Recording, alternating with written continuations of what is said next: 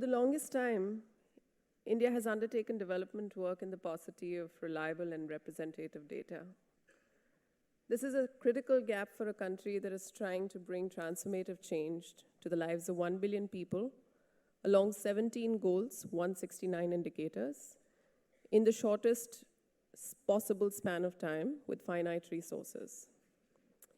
And this need is kind of the thrust of the next spotlight on big data for big impact, for which may I please invite Dr. Rukmini Banerjee, CEO, Pratham Education Foundation. Good afternoon, everyone. Is Neera in the audience here? If she's not, that's a good thing, because she asked me to speak about the title that you just saw, and I forgot to tell her that I'm going to put some question marks, big data question marks, big impact question mark. Oh, here she is. And I hope that's okay. Fascinating morning, hearing about a lot of large ecosystem issues that I think many of us need to really engage with. But I'm going to take you to a very thin slice that we as an organization have been involved in. And I think we've come quite a long way. There is still a long way to go. About education and around this issue of how can data help to fuel forward motion. Let's say that's what Neera wanted me to talk about. I'll take a couple of steps back. My dad used to do this, and it was very irritating when I was young, that everything has to start at the very beginning. And now that I'm getting older, I find that it's very difficult to talk about the now. I have to take a couple of steps back to see where this all began.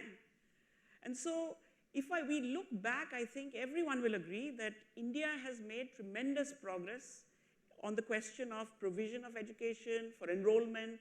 Almost every child, barring some very hard ones, are already in school. And 25 years ago, when Pratham began work in Bombay, we could feel that already in the slums. Those kids who were not in school for some reason were very visible, were recognized, and there was a lot of effort both at the family level, community level, or school level to do something about it. But even at that time, I think, and in those days we worked a lot on early childhood education, we could feel there was a certain unease that बच्चे school तो जा रहे हैं, पर शायद उतनी चीजें नहीं हो रही हैं जो होनी चाहिए. Parents would feel that children ought to be doing a little bit better, and somehow they are getting not the progress that they need.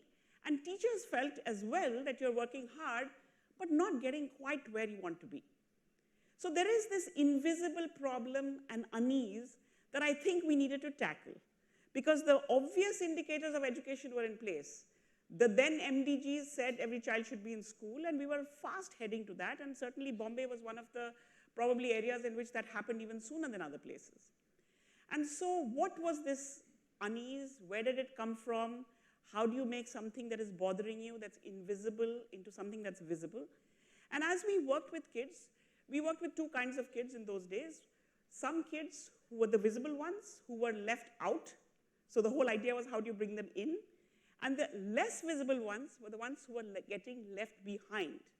And so what does left behind mean?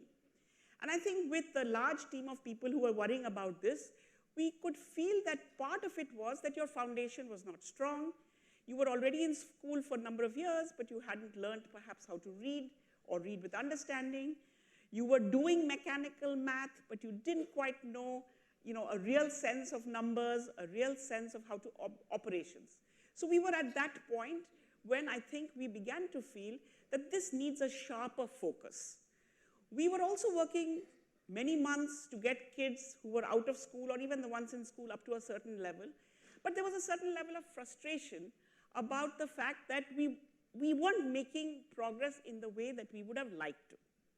And so this began a journey to kind of focus in on, there could be many things. And even now we are often accused of being minimalistic and reductionist and all sorts of things. But how do you get to kind of what is the nub of the problem? How does it become visible for more people? And if it becomes visible, then engaging with that is possible. And so we started an exercise, perhaps now almost 20 years ago, where key people, about 500 people perhaps in Pratham at that time, stopped doing what they were doing. and took a month. And why a month? It's just a convenient unit that has been provided by somebody to try and see how much progress can you make in a month with the problem that you're trying to grapple with. And in doing that, we needed to somehow have a common vocabulary in which we could talk to each other. Entirely internal, we were just trying to figure things out ourselves. And what we came up with was what does it mean when a child can't read? What is it that he can't read? And when a child can read, what does it mean that he or she can read? And through these discussions which were happening across our own organization, we came up with what seemed like a ladder. There are children who are not yet able to read letters, and then they seem to be able to read words, and then when you can read words, lots of words in one line seem to make a sentence, and then all of it together seems to be a story. And when you can only read words, you're not happy because you want to put them all together and read something. And so this is what came out. And essentially, it was a way to have a vocabulary to talk to each other about something that you were all concerned with. It was also a way to find the steps that you needed to go through to be able to solve the problem.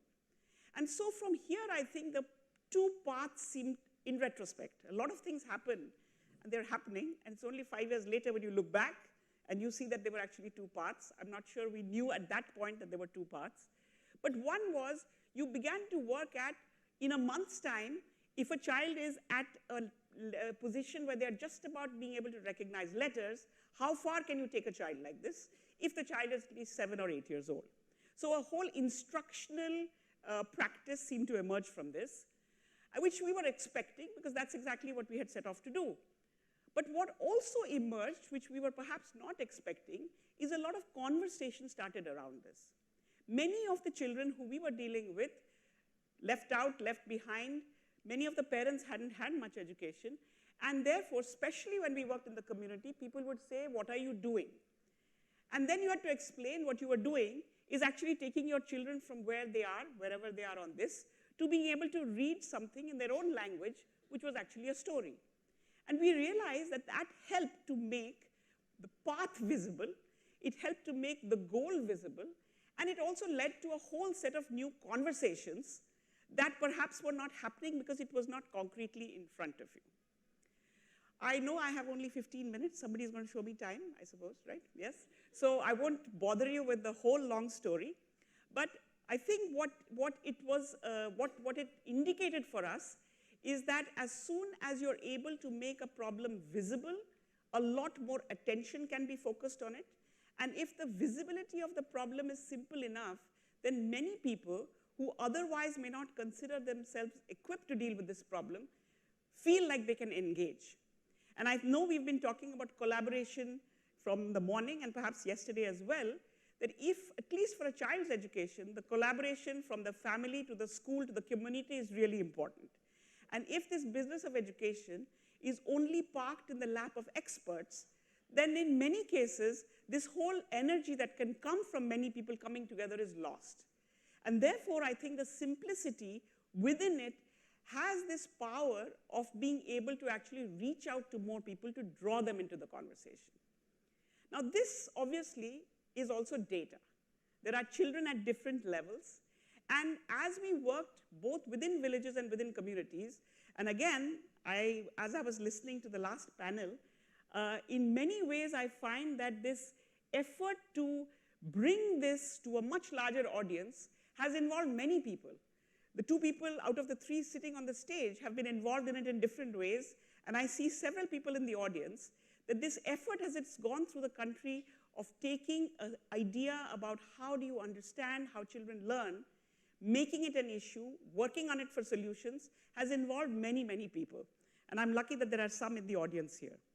So taking the point that this process gave us a solution, but it also gave us a way to talk to many people. We took this in 2005, almost 5 years after we began to work on this, into what today is considered the ASER report, the Annual Status of Education report. That too, I think, would not have been possible without collaboration at every level. Every single district in India, we are a big country, we have many districts, but we are lucky, we have many people. And we have also many curious and adventurous people who are willing to do things Rohini asked a question about how do you do volunteerism and how do you do professionalism. I think adventure is a part that comes between the two. There are so many young people in India, especially as you go further away from the capitals, away from the, I call the people who live in capital, what are they called? The people who live in capitals? Say it, say it, say it. People who live in the capitals often have many things to do, but we find that, for example, across the country, as we took this as a household survey to many, many people, colleges, universities, NGOs, especially in districts which are far away from the state capitals, full of adventure and people willing to go places, and usually what you need is just the bit of money to go on the bus and come back. And so this has turned into a much bigger enterprise. One, in terms of raising awareness, bigger vocabulary, talking about it at different levels, and the other is the solution. And in the remaining time that I have, I'll just speak a little bit about both. So this is this year's ASER report, the most recent one. And as you can see, I'm blocking your view. I take grades 3, 4, and 5. And it's simply coming from a large aggregation of the tool that you saw. And there are 2 or 3 things I just want to point out here. One is, the thing that is known, the headline of ASER that is known, is that 50% children in standard 5 can actually read at standard 2 level or more. But there is a whole long tail that can't. And the long tail is not all similar. We have about, something like 18% kids who are still struggling with just letters, perhaps. We have another 13% who can read words. And then we have another about 20% who are just about beginning to read sentences. And this presents, according to me, one of the biggest problems in education in India, which is that I'm a teacher. Who do I teach out of all this? Even if I'm just a standard 5 teacher, do I teach these guys? Do I teach the ones who completely haven't had a chance? Or do I teach the ones who've reached? And the typical classroom goes with teaching the top of the class. And unless you can bring up this whole bottom, I think we will have a country which is glasses half empty all along. So this has caused a lot of conversation in India. I would say that today nobody denies that learning outcomes are important. In some ways, I'm sure we have contributed. And by we, I mean it's every last district institution that has contributed to this is part of the conversation. Sarpanches have this conversation. People at higher up levels have it. But what is the solution? And I think I want to go just clearly from here to a solution. Now, this is one solution. It's a solution that we have been using. And I want to quickly show you what is possible. So if I take the data that you see it, I take the assessment tool, get kids in school, in communities, wherever it may be, and look at the level at which they are. And the idea is that I will work with you from where you are today to where you need to be. And so the name that has been given, and we are not clear who gave the name, is called teaching at the right level. Perhaps it should be called learning at the right level, that I start where I am and I'm going to move to where I need to be. And so we use this to group children. Children are grouped by their level, not by their grade. Each group has its own set of activities. We know that you can move quite quickly when you start at your level to go to the next level. And we use this simple tool again to track progress and go ahead. Since I did pay attention to Neera about big data and does it have a big impact, I want to show you what is possible. Obviously, when as organizations you work, you can do a good job in your own locations. But this is something from a partnership that we've had with the government of Karnataka last year. We work in partnership with many governments, but I wanted to show you what is possible even on this scale. And I'm told that this is almost 20,000, 17,000 schools, a very large number of children, teachers using this method of grouping children at their level and moving them up. And you can see that at baseline, you had roughly 50% or so children who could read either short sentences or a long story. And within a period of about 3 months, that number has grown to over 80%. So I think big change is possible. Big change is possible, and not only because of big data. I think it is looking at data, understanding it, talking about it, arguing about it, coming up with a possible solution, trying it many times, measuring it again and again and again, and you can get to a situation of this type.